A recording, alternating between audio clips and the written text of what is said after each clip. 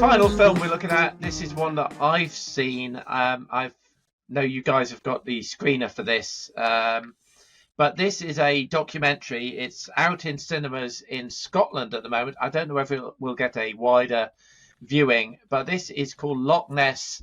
They created a monster, and as the name implies, this is about the search for Nessie, and specifically about a period in the 1970s where basically all hell broke loose around Loch Ness in the search for the creature. Here's a clip. Long neck, smallish head, and a huge hump body, which I reckon was 30 feet long. I've really got to get this photo. I feel that I'm the one that's going to get it. It was just interesting, and we didn't make money out of it or anything.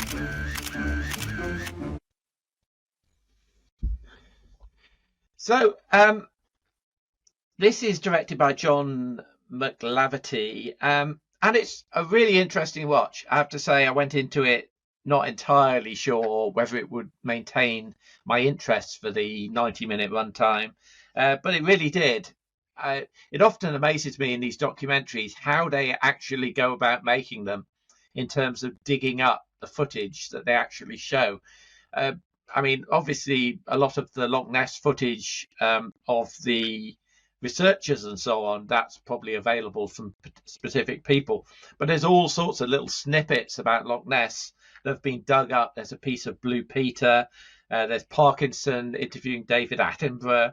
There's Leonard Nimoy on a mysterious Worlds, I think it was, series.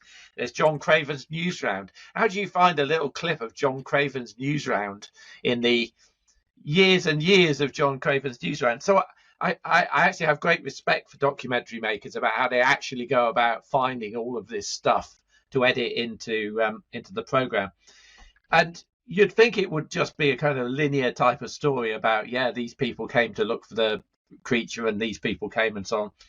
But not at all. There was all sorts of shenanigans going on as the documentary goes into. And that guy there saying he wants to be the one to do the picture, that's a guy called Frank Searle, who's a bit of a Cockney wide boy, ex-military. And he's clearly a bit of a sex god.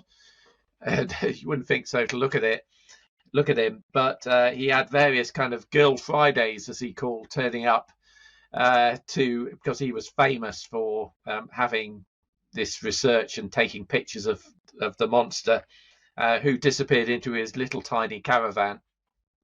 And the less said about that, the better.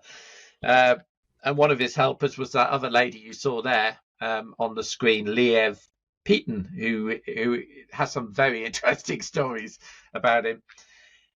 There's also a Chinese promoter called Yoshio Ku, who actually was a promoter for the likes of Muhammad Ali and so on. And he brought a whole team. He's kind of a millionaire and entrepreneur, and he brought his own Japanese team to try to capture Nessie or multiple Nessies and take them on world tour, a bit like King Kong in the original story. So loads of bonkers characters, loads of bonkers stories. It all goes incredibly interesting at one point with some dangerous, potentially murderous stuff going on. And it's a very interesting documentary, and I commend it to the house if you want to give that one a look.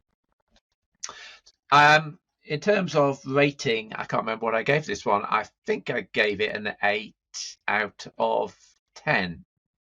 It might have been another 7. I'll check that. Let's say 7.5 out of 10.